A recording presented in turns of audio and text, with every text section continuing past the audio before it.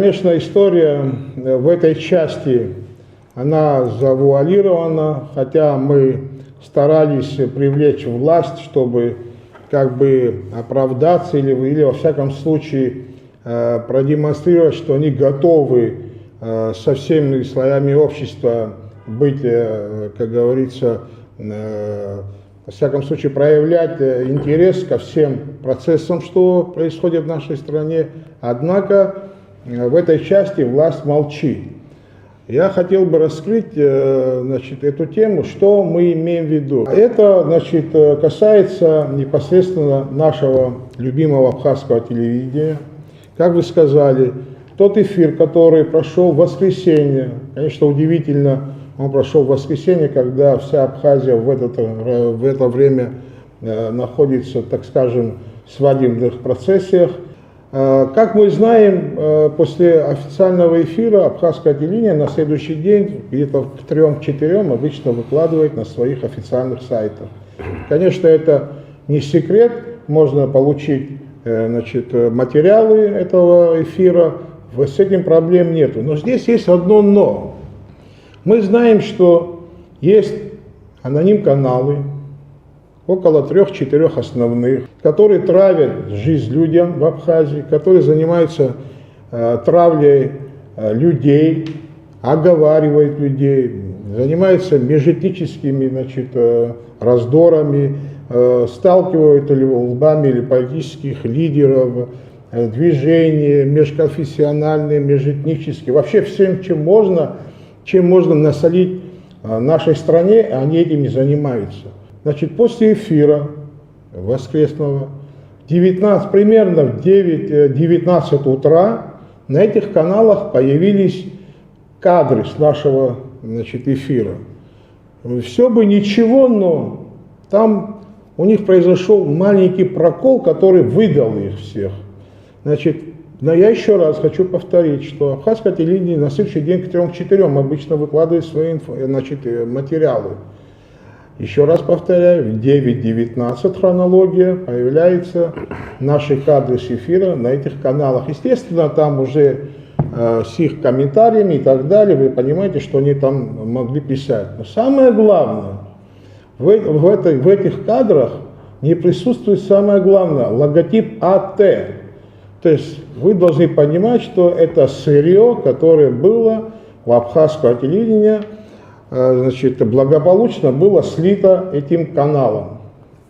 Естественно, вы помните, мы подождали пару дней и поднялись с вами на телевидение.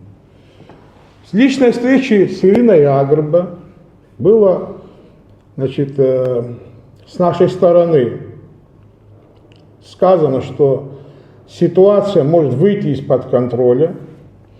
Эти каналы отравили многим нашим политикам, уважаемым людям, общественно нанесен урон большой нашей стране.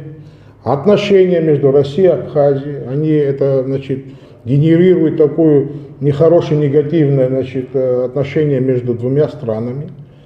И мы объяснили, что мы в курсе, Ирине Агрба, что этот материал прямо с абхазского телевидения был передан одному из этих каналов, которые там между собой потом с удовольствием поделились. На что Ира Агрба нам сказала, что да, она уже в курсе. На наш вопрос, что вы собираетесь сделать, она сказала, что кто-то это выпустил, то есть как будто так и нужно. То есть аноним-каналы связаны с абхазским телевидением, на что нам Ира Агрба говорит, и что? В этих коридорах абхазского телевидения мы наткнулись на неких неизвестных людей, не граждане Абхазии, которые шастают по кабинетам абхазского телевидения, которые, как потом мы выяснили, контролируют новостную часть абхазского телевидения. Еще раз повторяю, не граждане Абхазии. В таком случае у меня тогда вопрос к нашим старшим. В Абхазии есть 3 категории патриотов. Лжепатриоты, которых мы уже за некоторое время последнее мы наблюдаем, там и тут проводят некие значит, съезды. Я, конечно, за всех не могу сказать, это неправильно, но многие там, значит, генерируют эти темы. Есть уже новая крылатая фраза «погорные патриоты». Ну, правда, погорные патриоты и лжепатриотами не могу сравнить только в одной части, что этих еще можно там по одному месту, если получат, они начинают вспоминать, что они патриоты.